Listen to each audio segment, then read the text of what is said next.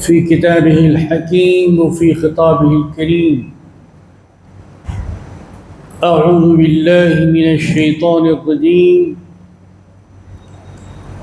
بسم الله الرحمن الرحيم. إن الله يأمر بالعدل والإحسان وإيتاء ذي القربى وينهى عن الفحشاء والمنكر. صدق الله. قال سبحانه وتعالى في عظمة رسول الله: إن الله وملائكته يصلون على النبي يا أيها الذين آمنوا صلوا عليه وسلموا تسليما. اللهم صل على سيدنا وشفيعنا وحبيبنا وقرة عيوننا ومأوانا وملجأنا ووسيلتنا إلى خالقنا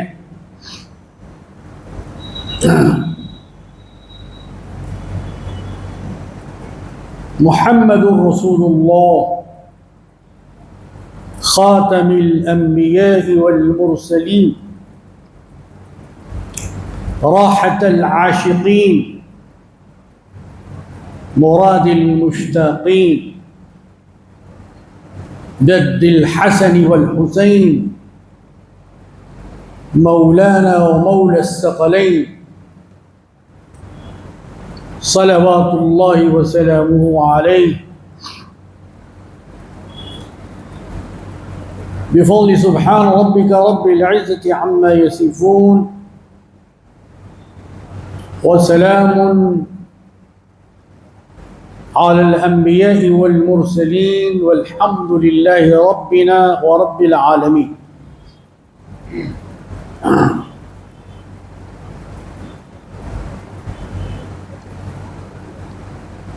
گزشتہ جمعہ آپ حضرات کی خدمت میں اس فقیر نے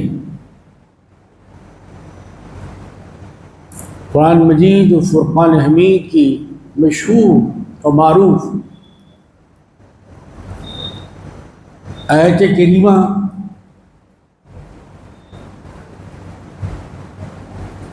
ایسا نہیں کہ یہی ایک آیت کریمہ مشہور و معروف ہے،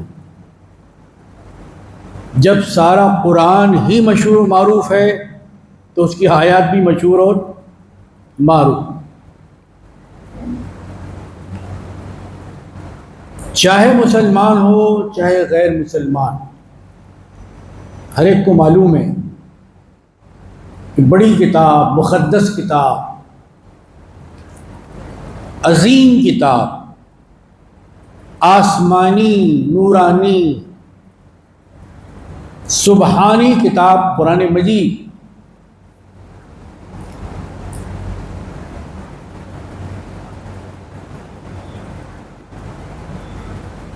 قرآن کو عظیم سمجھنا اور ہے، اس پر ایمان لانا اور ہے.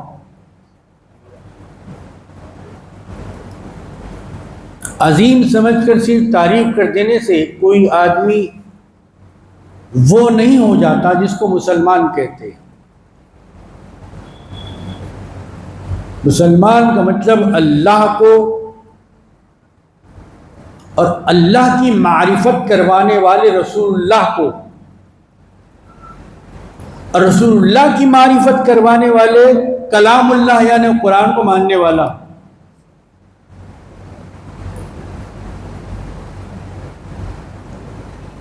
بہت سال پہلے ایک بہت بڑا قلمکار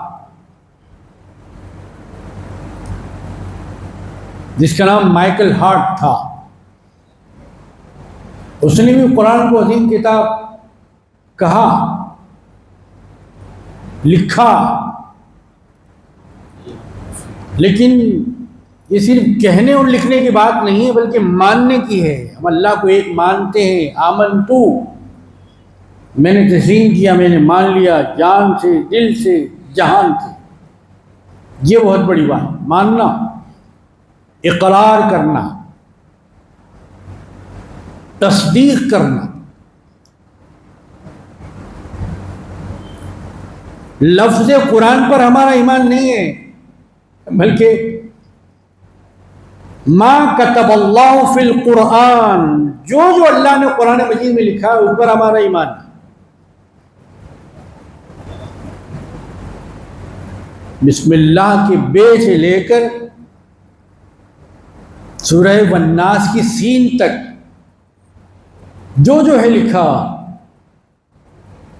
اب اس کی 30 حصوں میں تقسیم یہ ایک الگ بات،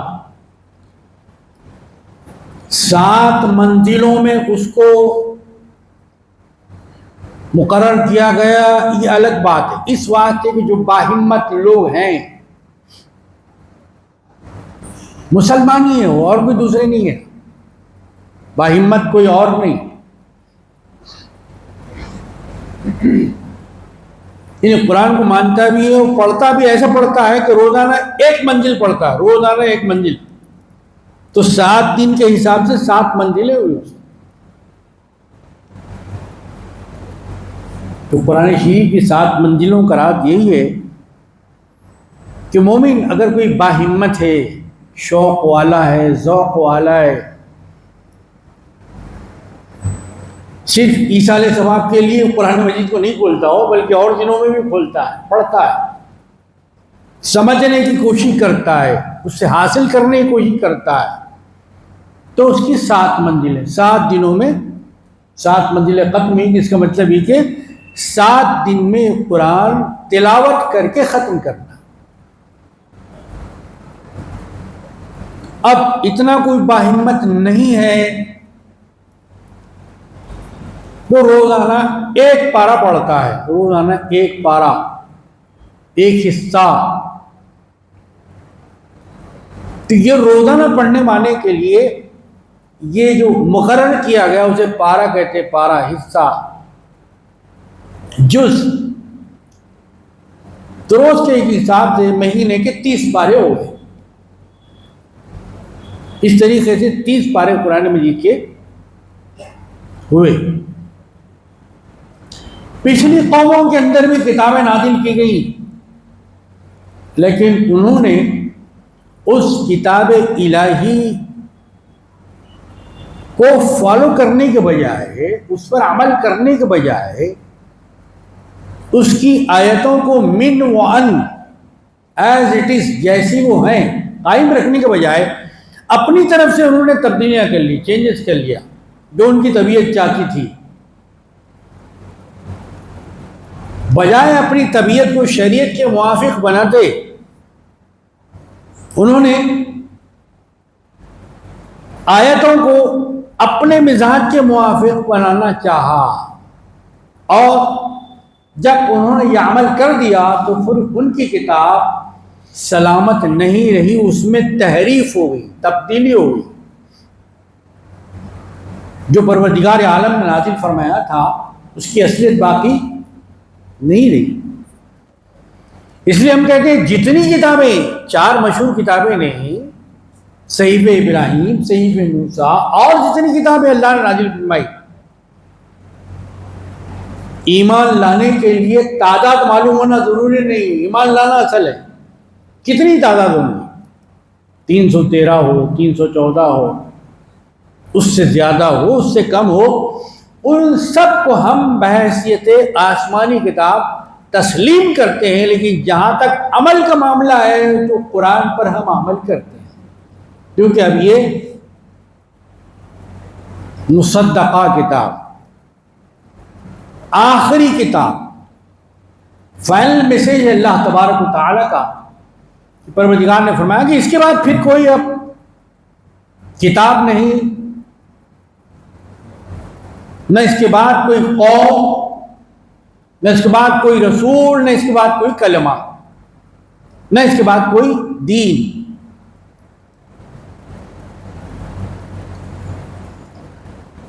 یہ کلام الہی ہے، اس میں کوئی شک نہیں۔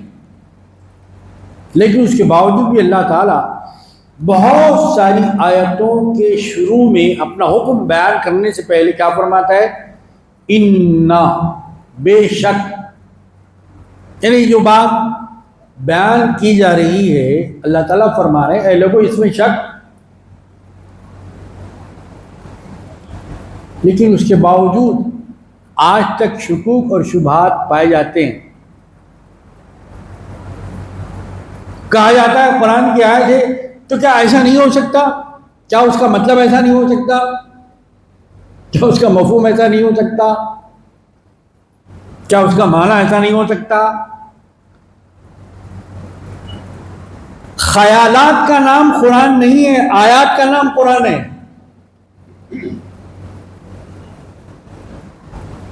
آرزوؤں کا نام قرآن نہیں ہے، تمناؤں کا نام قرآن نہیں ہے، حکم الہی کا نام قرآن مجید، کلام اللہ کا کلام پاک. آیات کا مطلب نشانیاں، اللہ تعالیٰ کی نشانیاں. یہ تو قرآن مجید ہے، یہ تو بہت عظیم کتاب ہے. اللہ تعالیٰ نے اس دنیا کے اندر پہاڑیوں کو بھی اپنی نشانیاں قرار دیا. پہاڑیوں کو سمجھنے والوں کے لیے بہت کچھ ہے اس میں. کہاں ہے صاحب قرآن میں کہ اللہ تعالیٰ نے پہاڑیوں کو بھی اپنی نشانی قرار دیا؟ کیوں قرار دیا؟ آخر ان کی کیا خاص بات ہے؟ ان الصفا والمروہ من شعائر اللہ.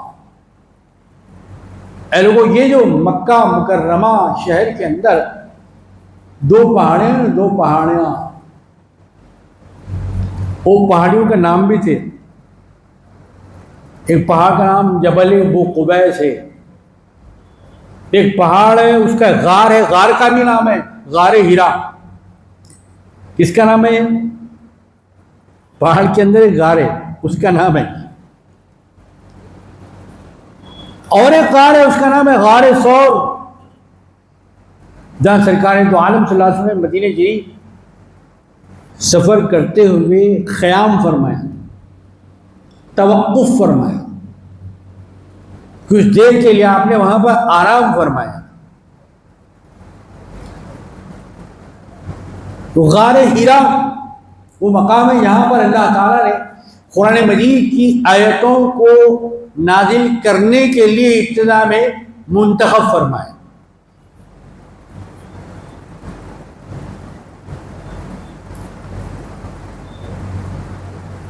جب خدا میں شک نہیں، ایک ہونے میں شک نہیں، تو پھر اس کے کلام میں بھی. لیکن اس کے باوجود اللہ تعالیٰ نے آیتوں کی شروع میں فرمایا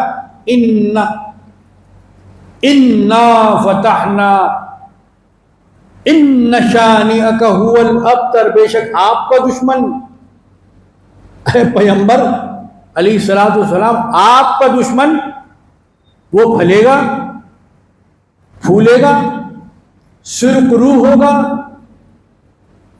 وہ دنیا کے اندر کامیابی حاصل کرے گا، وہ مکمل ہوگا نہیں، وہ تو ابتر ہوگا. ایسا ابتر ہوگا کہ اس کی نسل منقطع ہو جائے گی، اس کا خاندان ختم ہو جائے. ان شانئک هو الابتر. آپ تو اللہ کی حفاظت میں ہیں، آپ کی حفاظت تو اللہ کر رہا ہے، آپ کی نبوت کی، آپ کی ختم نبوت کی حفاظت اللہ تعالیٰ فرما رہا ہے. جو آپ سے دشمنی کر رہا ہے وہ رسول اللہ سے دشمنی نہیں ہے، وہ خدا سے دشمنی. تو اللہ پاک نے فرمایا ان الصفا والمروہ من شعائر اللہ. اے لوگوں یہ تو پہاڑیاں ہیں نا، ان میں ایک کا نام ہے صفا، ایک کا نام ہے مروہ، اور دونوں پہاڑیوں کا نام اللہ نے قرآن شریف کے اندر لیا. کیوں مقدس ہوئی صاحب آخر یہ پہاڑیاں، کیوں مبارک ہوئی؟ کہا اس پر بی بی ہاجرہ کے مبارک قدم پڑے اس لیے یہ پہاڑیاں بھی مبارک ہو گئی. اللہ اکبر. پیغمبر کی بی بی رضی اللہ تعالی عنہا، جب پیغمبر کی بی بی کا قدم پڑا تو صفا اور مروہ مبارک ہو گئے. جس مکے پہ سرکار کے قدم پڑے اس مکے کا کیا کہنا. پروردگار عالم نے وہ بھی صاف کر دیا، لا اقسم بہذا البلد وانت حل بہذا البلد. یہ جو دو پہاڑیاں تھیں، دو چوٹیاں تھیں، دو پتھر تھے، کہ یہ بھی مبارک وہ بھی مبارک، لیکن اے حبیب اللہ آپ کے قدم ایسے ہیں کہ میں دو پہاڑیوں کے نہیں بلکہ پورے مکے کی قسم کھاتا ہوں، کیونکہ آپ کے قدم وہاں پڑے. تو قرآن کھل کے یہ بھی آیت ہے، ذرا پڑھیے، اس کے بھی معنی سمجھنے کی کوشش کیجئے، سمجھائیے جب سمجھ میں آ گئے، چھپائیے مت اس کو. لا اقسم بہذا البلد وانت حل بہذا البلد. اے حبیب ہم قسم نہیں کھاتے، لیکن قسم کھا رہے ہیں تو اس کی وجہ یہ ہے کہ آپ وہاں تشریف فرما ہے. اللہ، ان دو پہاڑیوں کو بی بی ہاجرہ کے قدموں سے برکت ملی اور سارے مکے کو سرکار کے قدموں سے برکت ملی. اور وہ امتی کتنا خوش نصیب ہے جس کو سرکار کی امت سے نسبت ملی، سرکار کے کلمے سے نسبت ملی، سرکار کی سنت سے نسبت ملی. وہ پروردگار عالم حضور پاک علیہ الصلوۃ والسلام پہ کلام پاک نازل فرمایا. بہت سے احکامات، لیکن بہت سارے احکامات سے پہلے اللہ نے فرمایا انا، دیکھو بھئی اس میں شک نہیں کرنا، شک کرو گے تو پھر ایمان خطرے میں پڑ جائے. آپ مسلمان باقی رہنا چاہتے ہیں، کیا آپ چاہتے ہیں کہ پل صراط پر آپ کے قدم نہ ڈگمگائیں؟ آپ چاہتے ہیں کہ فرشتوں کے سوال کے مکمل اور ٹھیک ٹھیک جواب آپ دیں؟ آپ چاہتے ہیں کہ کامیاب مسلمان، کامیاب تاجر، کامیاب شوہر آپ ثابت ہوں؟ تو پھر آپ کو اپنے اندر سے شک نکالنا پڑے گا. شک نکال کر اس کی جگہ یقین کا پھول آپ کو کھلانا پڑے گا. پروردگار عالم نے فرمایا ان اللہ تو بہت سارے حکم دیتا ہے. جیسے ماہ رمضان آتا ہے تو یہ آیتیں گونجتی ہیں.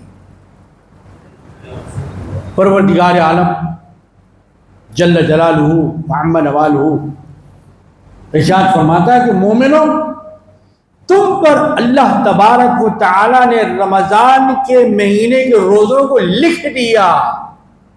یا ایھا الذین آمنوا کتب علیکم الصیام، اگر تم مومن ہو،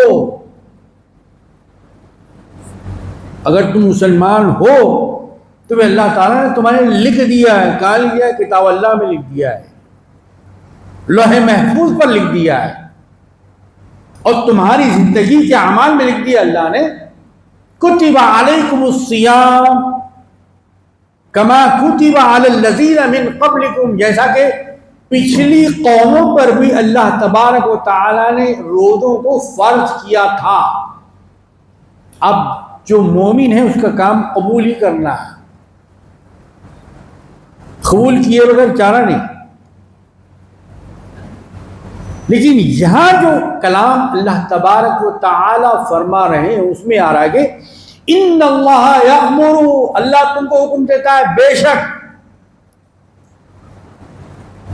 اللہ کو ماننے کا مطلب اللہ کی ذات کو بھی ماننا ہے، اللہ کی بات کو بھی ماننا ہے، اس کے احکامات کو بھی تسلیم کرنا ہے. صرف اقرار کر لیا آپ نے ذات کا تو اس کا مطلب یہ نہیں ہے. اللہ پاک فرما رہے یأمر، امارا یأمر کے معنی آتے ہیں حکم دینے کے. آمر کہتے ہیں حکم دینے والے کو. امر وہ ہے جس کام کا حکم دیا جا رہا ہے، اور مأمور وہ ہے جس کو کام کا حکم دیا گیا. فلاں صاحب اس کام پر مأمور ہے. مطلب جبریل علیہ السلام اللہ تعالیٰ کے پیغامات پیغمبروں پر لانے پر مامور ہیں۔ اسرافیل علیہ السلام پانی برسانے پر مامور ہے، یعنی ان کو حکم ہے کہ ان کی ڈیوٹی وہی ہے اور دوسرا کوئی کام نہیں کرنا۔ اسرائیل علیہ السلام کا کام کچھ اور ہے، ان کی کوئی الگ ڈیوٹی ہے۔ تو ہر ایک کو جس کو حکم دیا گیا وہ مامور ہے، اور جو حکم دیا گیا وہ امر ہے، اور حکم دینے والا آمیر ہے۔ حضور پاک علیہ الصلوۃ والسلام کے 100 نام ہیں۔ ایک نام ہے ذاتی، دوسرے 99 نام ہیں صفاتی۔ جیسے اللہ پاک کے ناموں کے بارے میں خود اللہ تعالیٰ نے فرمایا وَلِلَّهِ الْأَسْمَاءُ الْحُسْنَى فَادْعُوهُ بِهَا۔ اے لوگو، اللہ تعالیٰ کے مبارک نام ہے، حسنہ بہت اچھے نام ہے، بہت خوبصورت ہے، بہت پاکیزہ ہے، بڑے بابرکت ہیں، بڑے بافضیلت ہیں۔ کیا ہیں؟ اسماء الحسنى۔ وہ کتنے ہیں؟ کہ صاحب وہ بھی 100 ہیں۔ اس میں ایک ذاتی ہے، دوسرے صفاتی ہیں۔ ذاتی نام کیا ہے؟ اللہ، جس کا ذکر صوفیاء کرام اپنی خانقاہوں میں کراتے ہیں۔ ایسا نہیں کہ ذکر صرف خانقاہوں میں ہوتا ہے، مسجدوں میں بھی ہوتا ہے۔ فَاذْكُرُونِي أَذْكُرُكُمْ۔ عبادت کا ایک وقت مقرر ہے، اسی وقت میں آپ پڑھیں گے ان الصلاۃ کانت علی المؤمنین موقوتا۔ عبادت کا وقت مقرر ہے لیکن ذکر کا وقت مقرر نہیں۔ ذکر میں سہولت دی، آسانی فراہم کی گئی۔ آپ اپنے سے عبادت کا کوئی ٹائم مقرر نہیں کر سکتے۔ آپ مجھے کاروبار ہے، بہت مجھے جانا رہتا ہے، میں بہت بزی رہتا ہوں۔ ٹھیک ہے، آپ کی مصروفیات کا حصہ یہ بھی ہے۔ اگر آپ اللہ کے بندے ہیں، اگر آپ نے کلمہ پڑھا ہے، اگر آپ بہار شریعت کو مانتے ہیں، شریعت کی بہار کے آپ قائل ہیں، ختم نبوت پر آپ کا ایمان ہے، تو پھر آپ کی زندگی کا یہ حصہ ہونا چاہیے۔ ورنہ نہیں بنانا چاہتے تو پھر اسے اپنے آپ کو آپ الگ بھی کر لے سکتے ہیں، آپ کو اختیار۔ جیسے آج کل کہے لوگ ایکس مسلم، ایک نیا تماشا نکلا ہے۔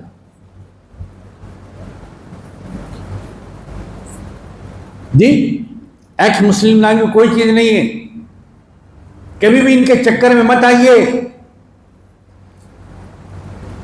جو دور رسالت سے، دور نبوت سے ہم دور ہوتے جا رہے ہیں، ویسے ویسے اصلیت ختم ہوتے جا رہی ہے اور نقلیت آتی جا رہی ہے۔ کیا کہا جا رہا ہے اس دور کو؟ اے آئی کا دور ہے۔ کیا مطلب ہے اے آئی کا؟ سب نقلی، بناوٹی۔ جی،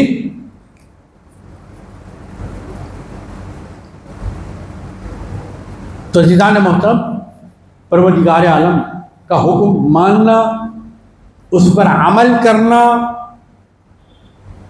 یہ ہر مومن کا تقاضا ہے، اس کے ایمان کا تقاضا ہے۔ اس کے بغیر زندگی ہوتی ہی نہیں۔ آپ لاکھ کہہ لیں اپنے آپ کو، آپ دنیا کے کسی رجسٹر میں مسلمان ہو سکتے ہیں، لیکن اللہ کے رجسٹر میں آپ مسلمان نہیں ہو سکتے۔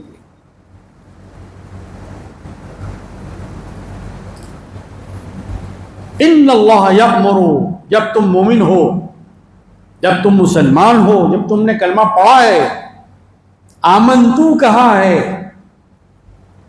جب تم حج کو جاتے ہو، عمرے کا جذبہ، عمرے کی خواہش تمہارے دل میں امٹتی ہے، تو پھر اللہ کا حکم ہے ان اللہ یأمر، اللہ تم کو حکم دیتا ہے۔ کس بات کا حکم دیتا ہے؟ ان اللہ یأمر بالعدل والاحسان، اپنی زندگی میں انصاف کو جاری کرنا۔ کہاں کہاں وہ انصاف ہو سکتا ہے. اس کے کچھ نمونے میں نے گزشتہ جمعہ آپ کی خدمت پہ رکھا تھا. انصاف صرف ترازو میں نہیں ہے، انصاف آپ کے چلنے میں بھی ہے، انصاف آپ کے بولنے میں بھی ہے، انصاف آپ کی نظروں میں ہے، انصاف آپ کی سماعتوں میں ہے، انصاف آپ کے سوچنے میں ہے، انصاف آپ کے کاروبار میں ہے، انصاف آپ کی شاد و بیاہ میں ہے، انصاف آپ کے پیسہ خرچ کرنے میں ہے کہ کہاں آپ کا پیسہ خرچ ہو رہا ہے اور کہاں آپ کا پیسہ خرچ نہیں ہو رہا ہے. ہر فعل میں، ہر عمل میں آپ کے انصاف کا پہلو چھپا ہوا ہے.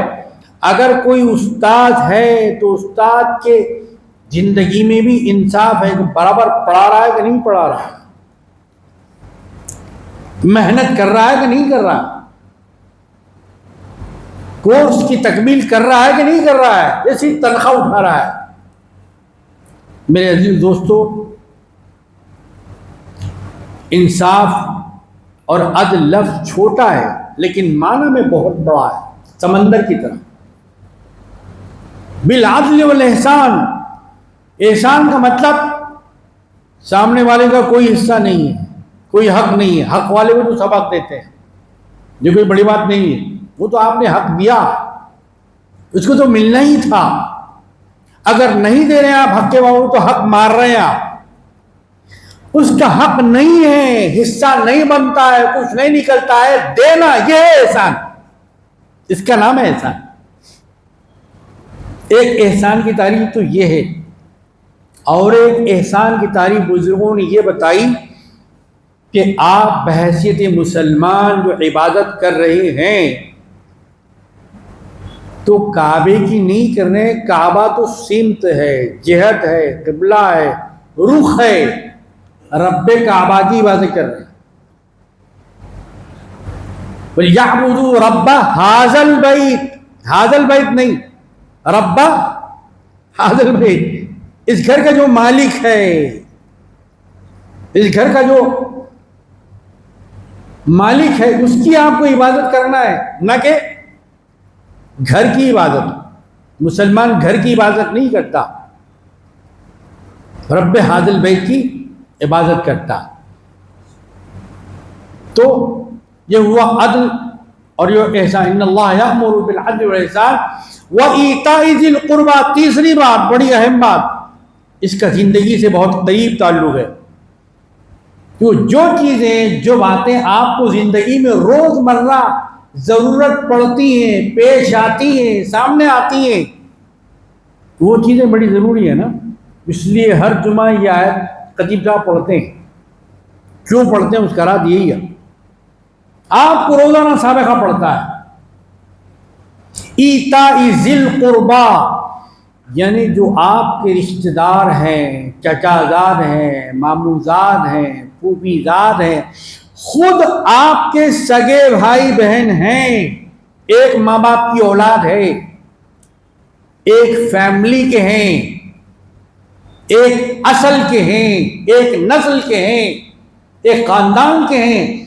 ایتاء ذی القربى، ایتا کا مطلب دینا، ادا کرنا، ان کا حق نہیں مارنا، دبانا نہیں.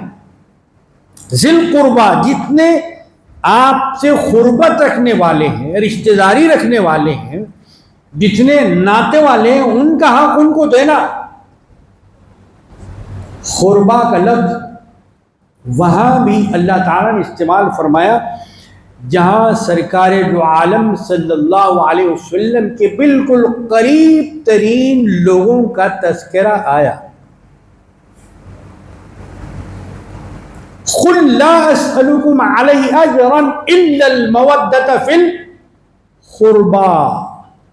یہ اے حبیب مکرم، رسول معظم، نبی محتشم صلی اللہ علیہ وسلم، آپ وہ لوگ جو آپ کی خدمت میں کچھ پیش کرنا چاہتے ہیں،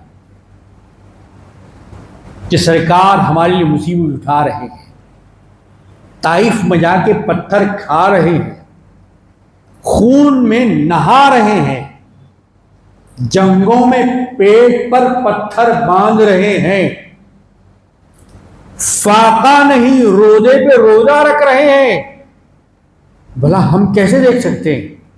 ہم نے تو آپ کا کلمہ پڑھا ہے، ہم نے تو آپ کی ختم نبوت پہ ایمان لایا ہے، ہم نے تو آپ کے معجزات کو تسلیم کیا ہے، ہم نے آپ کی ذات و صفات دونوں کا اقرار کیا ہے، بھلا ہم کیسے خاموش ہیں؟ ہم کیسے مسلمان؟ ہم کیسے محبت کرنے والے ہیں؟ ہم کیسے محبت کا دعویٰ کرنے والے ہیں؟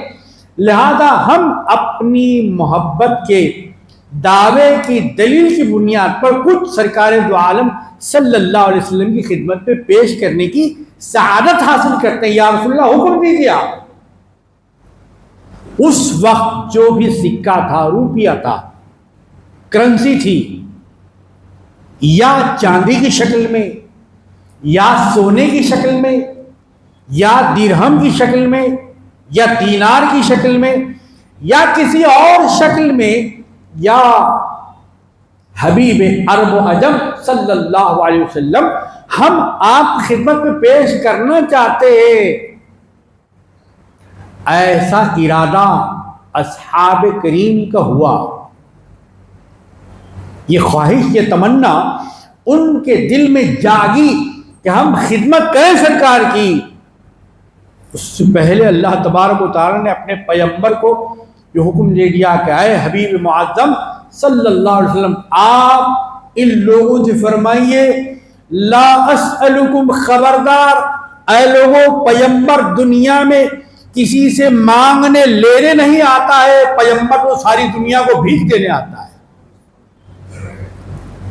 پیغمبر تقسیم کرنے کے لیے آتے ہیں، پیغمبر بانٹنے کے لیے آتے ہیں۔ پیغمبر کا کام لینا نہیں ہے، پیغمبر کا کام دینا ہوتا ہے۔ پیغمبر ہاتھ پھیلاتا نہیں ہے، پیغمبر کا ہاتھ تو اونچا ہوتا ہے۔ اللہ،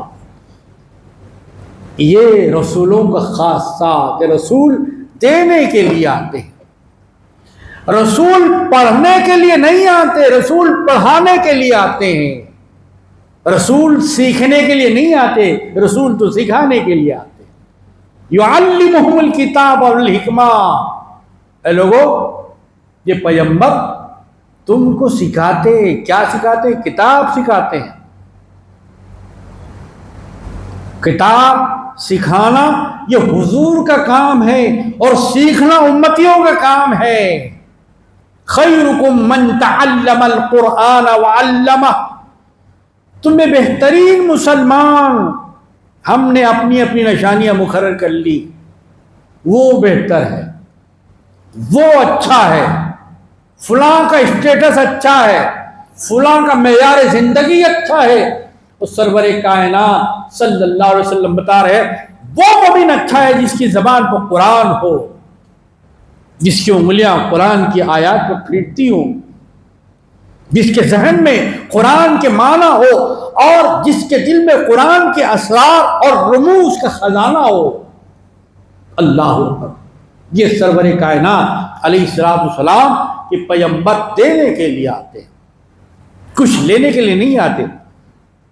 تو حضور پاک علیہ الصلوۃ والسلام نے ارشاد فرمایا اللہ کے فرمانے پر، قل، اے حبیب معظم آپ فرمائیے، آپ ارشاد فرمائیے، لا اسألکم، اے لوگو میں تم سے کچھ بھی نہیں مانگتا، میں تو جو کر رہا ہوں، جو بھی کوشش کرتا ہوں، جو قدم اٹھاتا ہوں اللہ کے لیے، جو نظر دیکھتا ہوں تو اللہ کے لیے، نماز پڑھاتا ہوں تو اللہ کے لیے، فیصلہ کرتا ہوں تو اللہ کے لیے، میرا ہر کام اللہ کے لیے۔ یہی بات ہزاروں سال پہلے اس پیغمبر، جس پیغمبر پر ہم درود بھیجتے، اللہم صلی علی محمد وعلی آل محمد کما صلیت علی ابراہیم، بے ساختہ ہمارے منہ سے نکل جاتا ہے، یعنی کما صلیت علی موسیٰ، کما صلیت علی عیسیٰ کما صلیت علی سلیمان کما صلیت علی داؤد کما صلیت علی زکریا کما صلیت علی یونس، نہیں، کما صلیت علی ابراہیم۔ پتہ چلا کہ حضرت ابراہیم اور سرکار دو عالم صلی اللہ علیہ وسلم بڑا گہرا تعلق، بڑی گہری نسبت ہے، بڑا گہرا رشتہ ہے۔ اس لیے درود میں صلی علی محمد آل محمد کے بعد کما صلیت علی ابراہیم وعلی آل ابراہیم انک حمید مجید پڑھا جاتا ہے۔ تو وہ حضرت ابراہیم علیہ السلام نے کیا فرمایا تھا؟ بے شک ان صلاتی و نسکی و محیای و مماتی للہ رب العالمین۔ اے لوگوں سن لو، بے شک میری نماز جو میں پڑھتا ہوں، میری عبادت جو میں قائم کرتا ہوں، وہ نسکی اور میرے اعمال، وہ محیایا میری زندگی کی ایک ایک سانس، اور جب میں اللہ کی بارگاہ میں حاضر ہو جاؤں گا سب کا سب اللہ کے لیے۔ مجھے تم سے کچھ مطلب نہیں، مجھے تم سے کچھ حاصل کر کے خزانے میں جمع کرنا نہیں ہے، مجھے اسٹور کرنا نہیں ہے، مجھے کچھ جمع کرنا نہیں ہے۔ لا اسألکم علیہ اجرا، کوئی محنتانہ میں تم سے نہیں مانگتا بھائی۔ ہاں اگر تمہارے دل میں کچھ ہے کہ سرکار کے ساتھ کچھ کیا جائے تو کیا فرمایا اللہ تبارک و تعالیٰ نے، وہ بڑا قابل غور۔ اِلَّا الْمَوَدَّةَ فِي الْقُرْبَى، اے لوگوں اگر کچھ کرنا چاہتے ہو تو اپنے دل کو کھول دو میرے قربا کی محبت کے لیے، اپنے سینے کو کھول دو میرے قربا کی محبت کے لیے۔ قربا ایتاء ذی القربا، جھگڑے کیوں ہوتے خاندانوں میں؟ بھائی بھائی کا حق نہیں دیتا، بہن بہن کا حق نہیں دیتی ہے۔ قتل و غارت گری کا بازار آج کیوں گرم ہوا ہے؟ کیوں بڑی بڑی سرخیوں میں مسلمان آ گئے ہیں؟ کیوں لاکھوں مقدمات ہائی کورٹ میں اور سپریم کورٹ میں چل رہے ہیں؟ اس لیے کہ ہم نے اس آیت شریفہ کے حصے پر عمل نہیں کیا، اس کا نتیجہ آج ہمارے سامنے۔ اگر مسلمان ہے تو اس کا مطلب یہ ہے کہ وہ اپنے بھائیوں کا حق ادا کرتا ہے۔ قربا، قربا کے اندر ہے قرب، قرب کہتے ہیں نزدیکی کو۔ قربانی کا نام بھی اس لیے قربانی ہے کہ اللہ سے نزدیک کرتی ہے۔ آپ اللہ سے دور ہیں، نہیں میں اللہ سے قریب ہونا چاہتا ہوں تو پھر مال کو اللہ کی راہ میں قربان کیجیے۔ میں اللہ سے قریب ہونا چاہتا ہوں، میں اللہ سے محبت کرتا ہوں تو اپنے جو قریبی رشتے دار ہیں ان کا حق دیجئے۔ حق مارنے والوں کو مسلمان نہیں کہا جاتا، حق ادا کرنے والے کو مسلمان کہا جاتا ہے۔ میرے عزیزو، ایتاء ذی القربا ہر جمعہ اس لیے آیت کریمہ پڑھی جاتی ہے۔ حق والوں کا حق دو، قریبی لوگوں کا حق دو۔ سب سے پہلے وہ مستحب ہیں، اس لیے قربانی کے 3 حصے کرنا ہے۔ مستحب ہے، افضل ہے، اچھا ہے، بہتر ہے۔ آپ پورا کھا لیتے ہیں تو کھا لیجیے، لیکن بتایا گیا کہ آپ آدمی ہیں تو آپ میں آدمیت ہونی چاہیے۔ آپ آدمی ہیں تو آپ میں اخلاقیت کا پہلو ہونا چاہیے۔ کیا ہے کہ خود آپ اکیلے نہ کھا لیں، آپ کے آزو بازو بھی کچھ رہتے ہیں، آپ کے کچھ رشتہ دار ہیں، آپ کے کچھ خاندان والے ہیں، مطلب کھانا بھی ہے اور کھلانا بھی ہے، خود ہی کچھ سب کھا لینا نہیں ہے۔ عزیزان محترم، یہ بہترین پیغام ایتاء ذی القربا وینہا عن الفحشاء، جب دوسروں کو اس کا حق دے دیا تو پھر تمہارا کام کیا ہے؟ وہ برائی چاہے دیوان خانے کے اندر کی ہو یا میدان کے اندر کی، وہ برائی چاہے لباس کے اندر ہو چاہے آپ کی نظر میں ہو، تو کوئی بھی برائی مسلمان کے قریب پھٹکنے نہ پائے۔ مسلمان کبھی خطۂ فاحش یعنی کھلی ہوئی غلطی اور گناہ نہیں کرتا، بے حیائی کا کام نہیں کرتا ہے، بدمعاشی کا کام نہیں کرتا ہے، بدنامی کا کام نہیں کرتا ہے، بلکہ وہ تو نیک نامی کا کام کرتا ہے، نیک افعال کو اپناتا ہے۔ عزیزان گرامی، حیا تو آج زمانے سے رخصت ہو رہی ہے، نہ لباسوں میں حیا باقی رہی، نہ آنکھوں میں حیا باقی رہی۔ کہا جاتا ہے ہماری بہنوں کو، ماؤں کے، کہ وہ پردہ کریں، وہ کہتی ہیں کہ پردہ تو اصل آنکھوں میں ہونا چاہیے۔ اس کا مطلب قرآن میں جو حکم دیا گیا اس کا کچھ بھی مطلب نہیں۔ رسول پاک علیہ الصلوۃ والسلام، ازواج مطہرات امہات المومنین جو پردے کا عمل کرتی تھی، ان کو حیا معلوم نہیں تھی، ان کو حیا معلوم ہے 14 سال کے بعد۔ وہ رائل فیملی سے تعلق رکھتی تھی یا یہ رائل فیملی سے تعلق رکھتی ہے؟ وہ زیادہ تعلیم یافتہ تھی یا یہ زیادہ ایجوکیٹڈ ہے؟ وہ زمانے رسالت کی خواتین تھی جو آنے والی قیامت کی عورتوں کے لیے ایک مثال تھی، حیا کا نمونہ تھی۔ قربان جائیے خاتون جنت، خاتون بہشت سیدہ بی بی فاطمہ سلام اللہ علیہا زندگی میں تو حیا کا کیا عالم تھا، کسی زبان میں اتنی تاب نہیں کہ بیان کر سکے۔ ہاں لیکن ایک بات روایت میں ملتی ہے، آپ نے ملاحظہ کیا تھا کہ حجاز کے اندر جب کسی کا جنازہ بعد مردن لے جایا جاتا تو جس سواری پر بھی لے جایا جاتا، جسے ہم اپنے ماحول میں اپنے علاقے میں ڈولا کہتے ہیں، یا آپ گاڑی میں لے جا رہے ہیں تو اس وقت مردانہ ہو یا زنانہ کھلا لے جاتے تھے، مطلب کفن تو ہوتا تھا لیکن اوپر کچھ بھی نہیں ہوتا تھا، اوپر کچھ بھی نہیں ہوتا تھا۔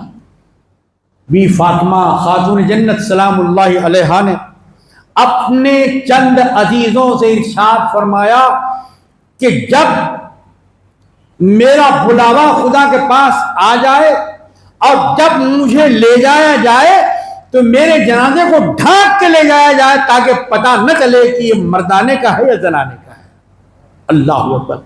یہ بی فاطمہ خاتون جنت رضی اللہ تعالیٰ۔ فحشاء برائیوں سے بچنا میرے بھائی، اپنے خاندان کو، اپنی بچیوں کو بچائیے، اپنی بھانجیوں کو بچائیے، اپنی بھتیجیوں کو بچائیے۔ میرے عزیزوں اور دوستوں، حیرت کی بات ہے کہ غیرت کہاں چلی جاتی ہے اور شرم کس کمرے میں جا کے خفن لگا لیتی ہے کہ دلہا دیکھنے سے پہلے ویڈیوگرافر دلہن کو دیکھ لیتا ہے، اور بے حیائی کی طرح باپ بھی دیکھتا ہے، بھائی بھی دیکھتا ہے اور شوہر بھی دیکھتا ہے، کوئی بھی کچھ بھی نہیں کہتا۔ کیوں پردہ ڈالا جا رہا ہے اس کے اوپر؟ کیوں سجایا جا رہا ہے کہ صرف اس پر جو حلال مرد ہے، مومن ہے، وہی دیکھے، دوسرا نہ دیکھے؟ لیکن اس سے پہلے فوٹو لینے والے دیکھ رہے اور ہم دکھا رہے۔ ایتاء ذی القربی وینہی عن الفحشاء، یہ شامل ہے سب اس کے اندر۔ کبھی ہمارا ذہن گیا، کبھی فکر کا تالا کھلا، کبھی سوچنے کا موقع ملا ہمیں؟ عزیزان محترم، اس بات سے اللہ تعالیٰ یہ بتانا چاہتے ہیں کہ ہم ویکلی مسلمان نہ بنے، منتھلی مسلمان نہ بنے، ہاف ایئرلی مسلمان نہ بنے، ایئرلی مسلمان نہ بنے، ٹوٹلی مسلمان بنے، الف سے لے کے والسلام تک مسلمان۔ میرے عزیزوں اور دوستوں، چونکہ زمانہ آ گیا ہے چیٹ جی پی ٹی کا، اس لیے کھول کھول کے بیان کرنا پڑ رہا ہے جی، اس لیے ہر ایک بات واضح طور پر کرنا پڑ رہا ہے، ورنہ ان آنکھوں نے دیکھا ہے کہ ایسے حیا اور شرم والے بھی اس مسجد کی صفوں میں نماز ادا کرتے تھے، جب ڈیوٹی تو کرتے تھے دفتر کے اندر، لیکن جب نماز جمعہ ادا کرنے کے لیے آتے ان کے بیگ کے اندر ایک پاجامہ ہوتا، پاجامہ پینٹ اتار کر پاجامہ پہن کے اور اسے نماز ادا کرتے، پھر نماز ہونے کے بعد وہ اتار لیتے، لپیٹ کے بیگ میں رکھ کے چلے جاتے۔ ایسے منظر بھی اس مسجد میں جہاں فرشتے بھی نماز ادا کرنے آتے ہیں دیکھے گئے ہیں۔ اللہ پاک کا یہ فرمان ہمیشہ یاد رہنا تھا۔ ایسا نہیں ہے کہ مسجد میں سن رہے ہیں تو صرف مردانے کو ہی عمل کرنا ہے، نہیں بلکہ زنانے کو بھی عمل کرنا ہے، عورتوں کو بھی عمل کرنا ہے، خواتین کو بھی عمل کرنا ہے۔